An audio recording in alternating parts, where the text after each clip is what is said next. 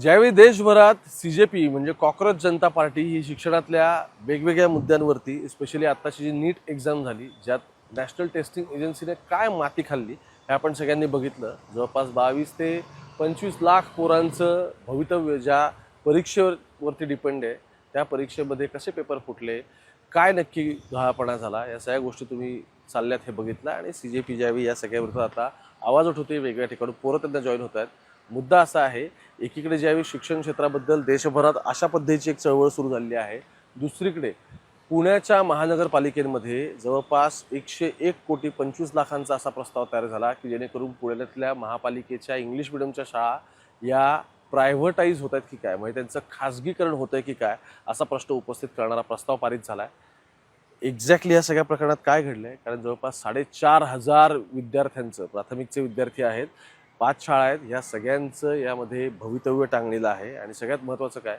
CSR फंडातून सुरू झालेली गोष्ट साठी आता पालिका स्वतःच जे CSR करतायत त्यांना हे 100 कोटीपेक्षा जास्त रुपये देणार का, असा सगळा प्रश्न उपस्थित होतं। माझ्याकडे या सगळ्यातले डॉक्युमेंट आहेत, हा प्रस्ताव आहे, आणि या सगळ्यावरती जेव्हा आता मी हा व्हिडिओ रेकॉर्ड करतो तेव्हा स्टँडिंग कमिटीमध्ये चर्चा सुरू झालेली आहे।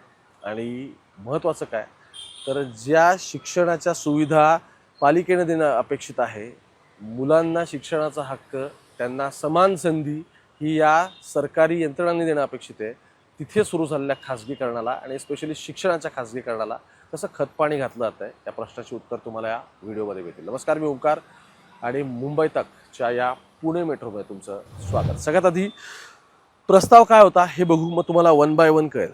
साधा विषय काय, 4,500 विद्यार्थी आहेत या सगळ्यामध्ये। तुम्हाला सांगतो, याच्या आधी जेव्हा हा प्रस्ताव आलेला होता तो प्रस्ताव असा होता की पुण्यातल्या 5 शाळा आहेत ज्या CSR तत्वावरती चालतील। म्हणजे काय, तर वेगवेगळ्या ज्या कंपन्या आहेत त्या कंपन्या त्यांच्या CSR ॲक्टिव्हिटी थ्रू या शाळा सगळ्या चालवतील। साधारण असं असेल की मुख्याध्यापक किंवा जो शिक्षक वर्ग वगैरे सगळा आहे हा त्या कंपन्या प्रोव्हाइड करतील, आणि मग बाकी समजा त्यातलं आपण असं म्हणू की पोषण आहार असेल शाळांमधला, मुलांचा युनिफॉर्म असेल, किंवा शाळेची देखभाल करणं असेल, बेंच असतील, तिथल्या खुर्च्या असतील, किंवा याला जे मेंटेनन्स कॉस्ट एक जर वर्षाला लागते, तर याचा जो काय खर्च करायचा, म्हणजे आपण देखभाल दुरुस्ती असेल, इमारती असेल, वीज बिल असेल, तर या गोष्टी ज्या आहेत याच्या संदर्भात पालिका सगळी मदत करेल।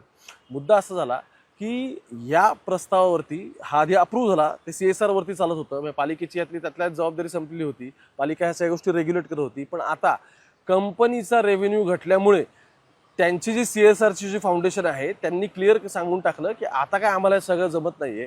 कारण बघा, साधारण 3 वर्षांचं ॲव्हरेज जे काही नेट प्रॉफिट असतं त्या प्रॉफिटवरती 2 ते 5% एवढा CSR तुम्हाला करावा लागतो। सरकारने हा नियम घातलेला आहे की त्या कंपन्यांना तुम्ही जर पैसे कमवत असाल तर समाजाप्रती असलेलं तुमचं हे दायित्व आहे, आणि त्यामुळे तुम्ही ही जी सोशल रिस्पॉन्सिबिलिटी ही पूर्ण करायची आहे। आता मुद्दा असा आहे, कॉर्पोरेट सोशल रिस्पॉन्सिबिलिटी तुम्ही पूर्ण करायची आहे।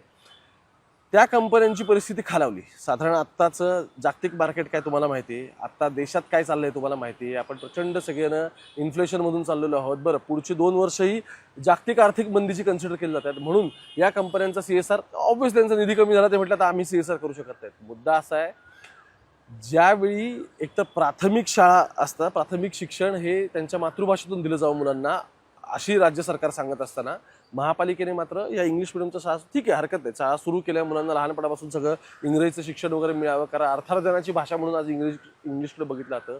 पण या सगळ्या बेसिसवरती आज 4,500 विद्यार्थ्यांचं भविष्य टांगणीला का लागलंय, तर आधी जो CSR होऊन त्या शाळा सगळ्या चालत होत्या, आता त्या कंपन्यांनाच 101 कोटी त्या ज्या शाळा चालवत आहेत त्याच्यासाठी द्यावे लागतात की अशी परिस्थिती। सगळ्यांनी प्रस्ताव चेक करू, मग आपण वन बाय वन पुढे जाऊ। सो पालिकेचा प्रस्ताव ह्या सगळ्यातला सांगतो की इंग्रजी मिडियमच्या प्राथमिक आणि घेतल्या ज्या शाळा आहेत पुणे महानगरपालिकेच्या, या शाळा इमारतींमध्ये सुरू असून 4,500 विद्यार्थी शिक्षण घेत आहेत। सन 2007 पासून आकांक्षा फाउंडेशन नावाची ही संस्था ही टप्प्याटप्प्याने त्यांनी वेगवेगळ्या अशा 5 शाळा चालवण्यात घेतल्या। पुणे महानगरपालिकेच्या इतर शाळांप्रमाणेच याच्यामध्ये विद्यार्थ्यांचे प्रवेश सुद्धा होतात। तर या तक्त्यामध्ये ज्या 5 शाळा नमूद केलेल्या आहेत वेगवेगळ्या ठिकाणच्या, कोरेगाव पार्कची, एक येरवड्याची शाळा, अशा वेगवेगळ्या, तर म्हणतात की त्या शिक्षण घेत असलेल्या या शाळांमध्ये शिक्षण घेत असलेल्या सर्व विद्यार्थ्यांना पुणे महानगरपालिकेच्या शाळांमधील इतर विद्यार्थ्यांप्रमाणेच सर्व प्रकारचे शैक्षणिक लाभ, गणवेश व इतर शैक्षणिक साहित्यासाठी डायरेक्ट बेनिफिट ट्रान्सफर DBT आणि MDM या योजनेअंतर्गत लाभ देण्यात येतो। तसेच मनपाकडून भौतिक सुविधा, इमारत, वीज इत्यादी देखभाल दुरुस्ती कामं केली जात आहेत। तर फाउंडेशन यांच्याकडून इथले मनुष्यबळ व्यवस्थापन, जसं मी म्हटलं की शिक्षक, मुख्याध्यापक वगैरे हे आणि वेतनावरील खर्च केला जात असून विद्यार्थ्यांना मोफत शिक्षणाची सुविधा संस्थेमार्फत उपलब्ध करून दिली जाते. सदर बाबींचा खर्च काय मनपाकडून होत नाही. आता या शाळांमधील मुख्याध्यापक, शिक्षक, शिक्षकेतर कर्मचारी व भरती वेतन पूर्णपणे हे आकांक्षा फाउंडेशन बघतं. त्यामध्ये मुख्याध्यापक, उपमुख्याध्यापक, सोशल वर्कर, समुपदेशक, त्यानंतर प्रशासक, शिपाई, स्वच्छता कर्मचारी वगैरे या सगळ्या पदांचा समावेश असतो. आता यासाठी आवश्यक निधी जो आहे तो CSR मार्फत ही फाउंडेशन मिळवत होती. पण CSR निधी मिळवणं आता त्यांच्यासाठी अडचणीचं झालेलं असून या फाउंडेशनने पालिका आयुक्तांकडे निधी उपलब्ध करून देण्यासंदर्भात मागणी केली. त्यानंतर मग पालिकेत यामध्ये सगळा ठराव झाला. मग उपरोक्त सदर शाळांमध्ये करवायच्या कामासाठी 2025-26 या आर्थिक वर्षामध्ये रक्कम 11 कोटी ही बजेटमध्ये म्हणजे एका वर्षाची आहे आणि ही अशी 9 वर्षांसाठीचं पुढचं करार आता करण्याचं काम चालू आहे. आता बघा, तर 1,25,00,000 इतकी तरतूद या सगळ्यामध्ये आहे. आणि मग या संयुक्त विद्यमाने चालू असलेल्या शाळांमध्ये करायची महत्त्वाची कामे या वेगवेगळ्या गोष्टीच्या अनुषंगाने करण्यात येत आहेत. महापालिका आयुक्त यांच्या अध्यक्षतेखाली पार पडलेल्या बैठकीमध्ये शिक्षण विभाग, प्राथमिक विभागाकडच्या 2025-26 या आर्थिक वर्षातील पुणे मनपा व आकांक्षा फाउंडेशन यांच्या संयुक्त विद्यमाने सुरू असलेल्या शाळांच्या वित्तीय मान्यतेसाठी ही रक्कम 550 लाख इतकी तरतूद प्राप्त आतापर्यंत झालेली आहे. आणि मग महानगरपालिकेचे जे ठराव प्राप्त झाले ते सांगतात, मग त्यातले 2025-26 या शैक्षणिक वर्षाच्या इंग्रजी माध्यमाच्या 5 शाळा खासगी संस्थेत चालवण्यासाठी निविदा प्रक्रिया करण्याबाबत करारनामा करण्यासंदर्भातला हा पहिलं पत्र.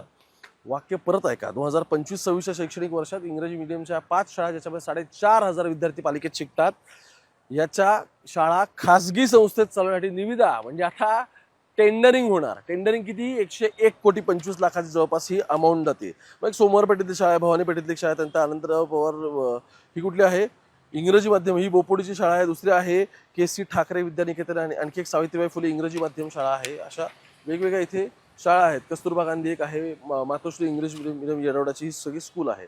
आता या सगळ्या संदर्भात पुण्याच्या स्थायी समितीमध्ये पुणे महानगरपालिकेचा एक ठराव येतो.